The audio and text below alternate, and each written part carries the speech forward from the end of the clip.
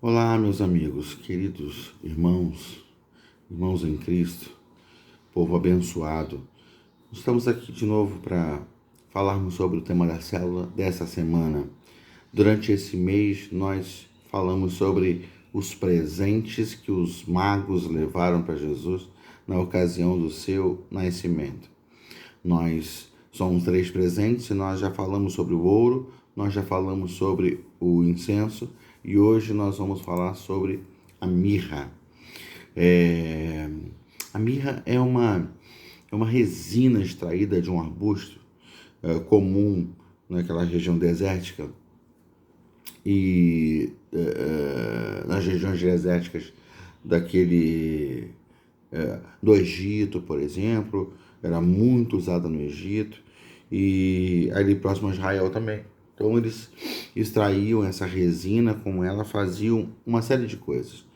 É, e ela tem um simbolismo muito interessante no que diz respeito à vida de Jesus. Ela foi com certeza alguma coisa muito profética que os magos entregaram a Jesus, e certamente eles não tinham plena consciência do que estavam levando, mas assim foi muito profético o que eles fizeram. Por quê? Porque a mirra fala, a mirra com essa resina se faz, por exemplo, um bálsamo, que é um remédio, um antisséptico, né?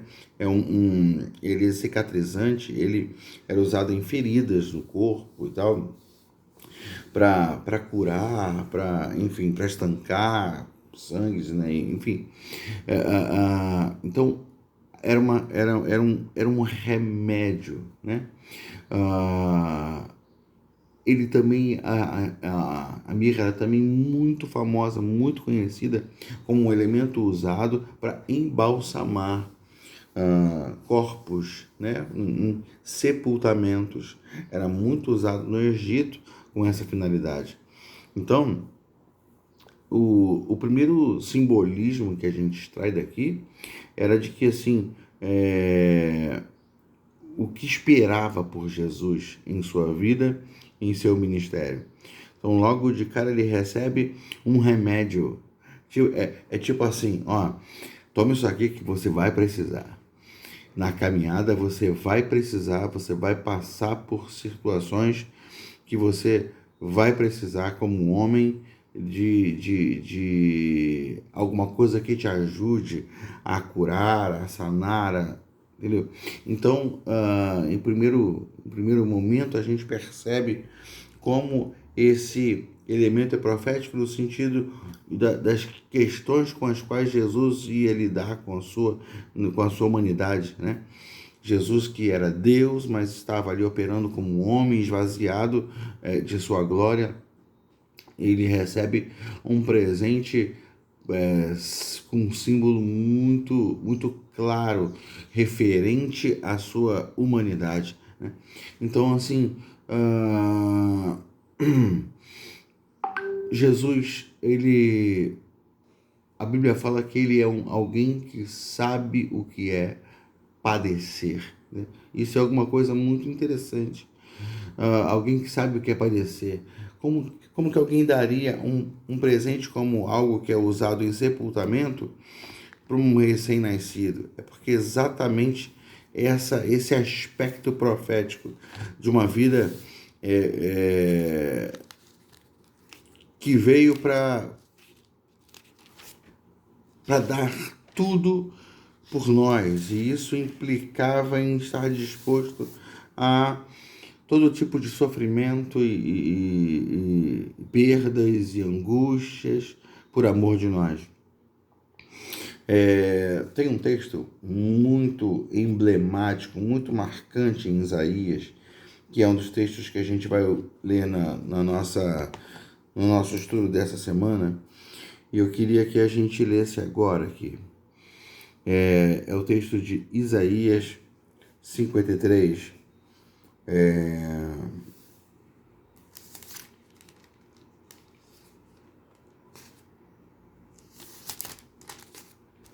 que diz assim: Quem creu em nossa pregação? E a quem foi revelado o braço do Senhor? Ele cresceu diante dele como um broto tenro, como uma raiz saída de uma terra seca.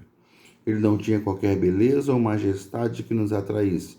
Nada havia em sua aparência para que o desejássemos. Jesus era alguém aparentemente comum, nada de especial. Não estava cercado de majestade no aspecto humano, né? Não estava cercado, cingido de uma glória aparente, de uma glória humana. Ele era comum. Olhando para ele, não se percebia nada de especial, fisicamente falando. Versículo 3. Foi desprezado e rejeitado pelos homens. Um homem de dores e experimentado no sofrimento, como alguém de quem os homens escondem o rosto, foi desprezado e não tínhamos em estima. Além de aparentemente ele ser alguma coisa muito comum, né, muito normal, alguém que não atrai fisicamente para si ninguém. Além disso, ele era alguém de quem os homens escondiam o rosto, alguém desprezado. Então, está falando da humanidade de Jesus, né? E diz assim no versículo 4: certamente ele tomou sobre si as nossas enfermidades e sobre si levou as nossas doenças. Contudo, nós o consideramos castigados por Deus atingido e afligido. Coitado, esse veio marcado para sofrer. Coitado, Deus quis que ele sofresse. Deus está punindo ele por algum, sabe? Aquela visão, misericórdia, que Deus não ajudou esse cara não, porque esse cara veio com tudo de ruim sobre a vida dele, né? Nós o reputávamos como aflito de Deus, ferido de Deus. É Deus que está tratando com ele. Mas na verdade, diz o versículo 5, ele foi transpassado por causa das nossas transgressões, foi esmagado por causa de nossas iniquidades. O castigo que nos traz a paz estava sobre ele, e pelas suas feridas fomos curados. Todos nós, como ovelhas, nos desviamos, cada um de nós se voltou para o seu próprio caminho, e o Senhor fez cair sobre ele a iniquidade de todos nós. Ele foi oprimido e afligido, e contudo não abriu a sua boca. Como um cordeiro foi levado para o matadouro, e como uma ovelha que diante dos seus tosqueadores fica calada, ele não abriu a sua boca. Com julgamento opressivo ele foi levado, e quem pôde falar dos seus descendentes? Pois ele foi eliminado da terra dos viventes. Por causa da transgressão do meu povo, ele foi golpeado. Foi-lhe dado um túmulo com os ímpios e com os ricos em sua morte, embora não tivesse cometido nenhuma violência, nem houvesse nenhuma mentira em sua boca. Ou seja, esse texto está falando da humanidade de Cristo e do seu ministério, do seu sofrimento. Então ele fala desde sofrimentos físicos, desde questões que envolvem uma pessoa comum, né? Feridas físicas, feridas na alma, né? Feridas porque ele era desprezado, ele era considerado como coisa nenhuma, alguém de quem as pessoas escondiam o rosto. Ele era experimentado no sofrimento, sabia o que era padecer, em seu próprio corpo ele sofreu, mas o texto fala que ele também foi tirado da terra dos viventes, foi dado a ele um túmulo, ou seja, estava profetizando aqui a morte do servo do Senhor, ou seja, exatamente o que a mirra representava ali, um remédio para curar, para que servisse de cura na caminhada como um homem, mas alguma coisa que já preparava para a sua missão, para o seu propósito, que era ser entregue por nós na morte. Versículo 10. Contudo, foi da vontade do Senhor esmagá-lo e fazê-lo sofrer. Embora o Senhor tenha feito da vida dele uma oferta pela culpa, ele verá a sua prole e prolongará os seus dias, e a vontade do Senhor prosperará em sua mão. Depois do sofrimento da sua alma, ele verá a luz e ficará satisfeito pelo seu conhecimento. Meu servo justo justificará muitos e levará a iniquidade deles. Por isso eu lhe darei uma porção entre os grandes, e ele dividirá os despojos com os fortes, porquanto ele derramou sua vida até a morte, e foi contado entre os transgressores, pois ele levou o pecado de muitos e pelos transgressores intercedeu. Então você vê um texto que começa falando sobre a caminhada difícil de Jesus, o desprezo que ele recebeu, o sofrimento que ele passou, que ele experimentou, e a morte que foi o fim desse processo. Mas o texto termina com esperança, porque ele fala que ele viu o resultado do seu penoso trabalho, né? Da sua entrega sacrificial, e ficou satisfeito. Porque, tipo assim, valeu a pena o resultado da minha entrega, do meu sacrifício, do meu sofrimento, valeu a pena. Então, esse texto concorda muito com o que está lá em Filipenses, no capítulo 2, a partir do versículo 5, um texto também muito marcante, se a gente ler um texto marcante e emblemático do Velho Testamento, agora a gente vai ler um texto marcante e emblemático do Novo Testamento, que está lá em Filipenses capítulo 2, em que Paulo nos aconselha assim: seja a atitude de vocês, versículo 5, capítulo 2, versículo 5, Filipenses, seja a atitude de vocês a mesma de Cristo Jesus, que, embora sendo Deus, não considerou que o ser igual a Deus era algo que deveria apegar-se, mas esvaziou a si mesmo, vindo a ser servo, tornando-se semelhante aos homens. E sendo encontrado em forma humana, humilhou-se a si mesmo, foi obediente até a morte de cruz. Por isso Deus o exaltou à mais alta posição, lhe deu o nome que está acima de todo nome, para que ao nome de Jesus se dobre todo o joelho, nos céus, na terra e debaixo da terra, e toda língua confesse que Jesus Cristo é o Senhor, para a glória de Deus Pai. Ou seja, assim como o texto de Isaías 53 fala que ele veria o resultado do seu sofrimento e ficaria satisfeito, no versículo 12 lá de Isaías 53 fala: por isso eu lhe darei uma porção entre os grandes. Fala dessa exaltação de Deus a Jesus depois de todo o seu sofrimento, e nesse texto de Filipenses fala: ele se esvaziou, ele se humilhou, ele se entregou por nós e Deus o exaltou sobremodo, ele deu o nome que está acima de todo nome. Então, a morte era um processo já profetizado na vida de Jesus desde antes dele nascer. E aí, nesse momento, ele recebe esse presente que é a mirra, que simboliza, que profetiza que ele vai ter uma vida de dores, porque ele é um remédio, e ele, no final das contas, vai precisar ser cuidado, ter o seu corpo cuidado na ocasião do seu sepultamento. Lembra que as mulheres estavam indo cuidar do corpo de Jesus quando encontraram o ressurreto? Então, esse presente era um presente muito importante. Mas não apenas a mirra representa remédio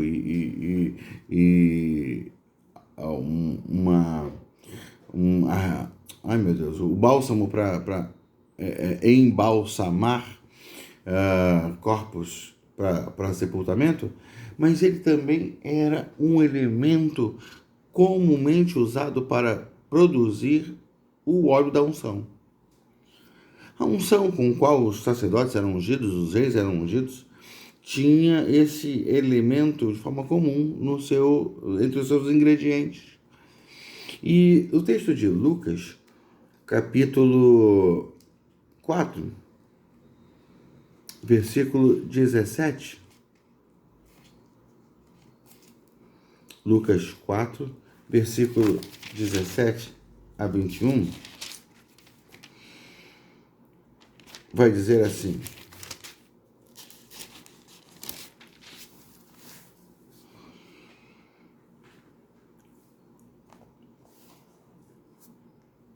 Jesus estava em Nazaré, e aí ele entrou na sinagoga, E no versículo 17 vai dizer que nessa hora foi-lhe entregue o livro do profeta Isaías. Abriu e encontrou o lugar onde está escrito: O Espírito do Senhor está sobre mim, porque ele me ungiu para pregar boas novas aos pobres. Ele me enviou para proclamar liberdade aos presos e recuperação da vista aos cegos, para libertar os oprimidos e proclamar o ano da graça do Senhor. E então ele fechou o livro, devolveu ao assistente e assentou-se na sinagoga. Todos tinham os olhos fitos nele. E ele começou a dizer-lhes: Hoje se cumpriu a escritura que vocês acabaram de ouvir. Jesus leu um texto também profético. Tive que dar uma pausazinha, então o assunto pode desconectar aqui rapidinho, mas a gente está voltando aqui ao texto. Então, vamos lá. Seguindo o texto aqui, Jesus ele está falando sobre a unção que estava sobre ele. Ele vai dizer: hoje se cumpriu a escritura que vocês acabaram de ouvir. Ou seja, eu sou esse profetizado aí, esse sobre quem se diz que tinha uma unção para realizar todas essas obras. Esse sou eu, essa unção está sobre a minha vida. Então a unção era usada como um selo de separação, uma identificação. O sacerdote que recebia o óleo era identificado como alguém separado por Deus para cumprir uma missão, assim como o rei era identificado também para cumprir uma missão, um propósito. Jesus está dizendo assim: olha, eu tenho uma marca sobre a minha vida, há uma unção sobre mim, há uma habilitação, uma autoridade que eu recebi para ser essa pessoa que cura os quebrantados de coração, que liberta os cativos, enfim, eu detenho isso está sobre a minha vida. Então, quando os magos entregaram aquele presente para Jesus, eles estavam também profetizando que ele era esse ungido, essa pessoa separada, essa pessoa distinguida, sobre quem havia algo marcante, especial, né? Há um texto que diz também que Jesus andou por toda parte fazendo o bem, curando os oprimidos do diabo, né? Eu não vou lembrar onde está esse texto. Eu lembrei dele agora aqui, mas eu não vou lembrar exatamente. Espera aí. Atos 10:38, é isso mesmo, Atos 10:38, deixa eu ver. Isso, diz assim: como Deus ungiu Jesus de Nazaré com o Espírito Santo e poder, e como ele andou por toda parte fazendo bem e curando todos os oprimidos pelo diabo, porque Deus estava com ele. Então, Jesus foi um ungido, e a partir dessa unção ele andou por toda parte fazendo bem e curando os oprimidos do diabo. Então, Jesus recebeu vários presentes, assim, 3 presentes muito simbólicos. E a mirra é muito simbólica, porque a mirra fala da humanidade de Jesus, de que como o homem sofreria em muitos sentidos, né? E falou da morte de Jesus, que como elemento que era muito usado para embalsamar corpos no sepultamento. Mas falou também sobre a unção que estaria sobre ele para a despeito do seu sofrimento, ser uma bênção, um instrumento de transformação, de cura, de vida. E você se pergunta assim: mas beleza, qual é o sentido disso para nós hoje? A gente está falando disso no Natal, porque o nascimento já previa todo esse caminhar do Messias. O nascimento já, na verdade, o nascimento já apontava para todo esse caminhar de Jesus. Não é um nascimento comum, não é uma pessoa que simplesmente vai passar pela vida e pode ser importante, pode marcar o seu tempo e ficar registrado na memória universal, mas é uma pessoa que existiu, que viveu, que morreu e é só uma memória. Não, Jesus não veio para se transformar em somente numa pessoa importante que vai ficar na memória do povo. Não. Jesus, ele veio como alguém que ia mudar destinos. Ele veio para alterar o rumo da história, ele veio para marcar vidas para a eternidade. Jesus veio com seu destino definido. Jesus não veio para apenas viver, ele veio para morrer, ele tinha esse propósito. Ele veio para enfrentar a rejeição dos homens, o desprezo dos homens. Jesus veio por amor, amor disposto a tudo, a ir às últimas consequências. Então, quando a gente festeja Jesus no Natal, a gente não pode festejar apenas o bebezinho. Quando alguém fala sobre, bota lá um presépio e fala sobre o símbolo do Natal, nós cristãos precisamos entender o propósito do Natal. Não apenas a beleza, sabe, o aspecto meigo da aparência de um bebê, da vinda de um bebê, de uma pessoa especial, mas o propósito.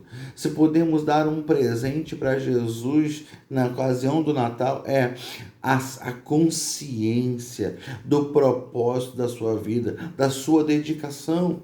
E entender que se a mirra tinha a ver com Jesus, que estava disposto a sofrer o que fosse, mas disposto também a morrer por um propósito, que nós estejamos também dispostos a sofrer o que precisarmos sofrer e a ir às últimas consequências, ainda que a morte esteja no roteiro da nossa vida, mas para que se cumpra o propósito de Deus em nós e através de nós, porque nós não fugimos da nossa responsabilidade, do nosso compromisso, porque ele se tornou a nossa vida. Então, presentear o Senhor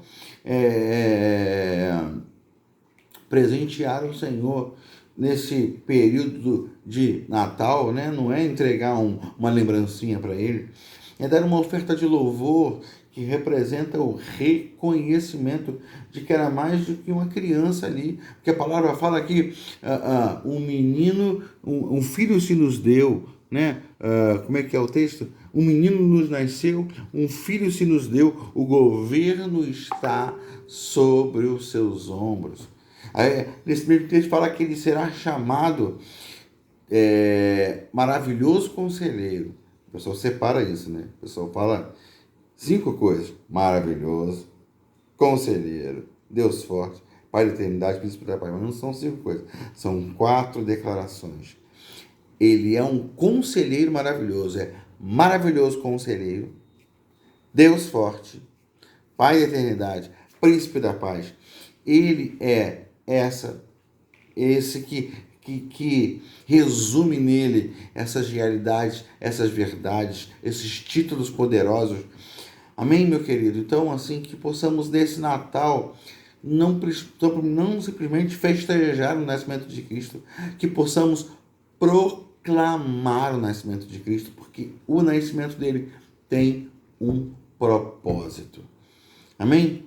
Que Deus abençoe você, que esse final de ano seja marcante, feliz, em paz, mas sobretudo o final de ano de revelação de Deus na sua vida, na vida da sua família.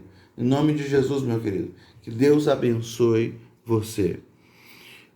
Fica na paz.